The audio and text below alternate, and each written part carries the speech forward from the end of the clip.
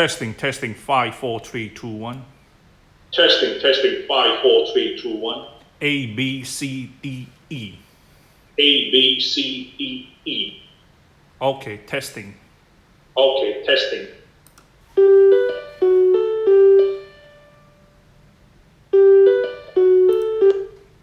Hello, testing 5 4 3 2 1. Hello, testing 5 4 3 2 1. Checking, okay, no problem, the sound. Checking, okay, no problem, the sound. Assalamualaikum dan salam sejahtera. Okey, so jadi dalam video ini saya nak ceritakan kepada anda apakah langkah pertama yang anda kena tahu.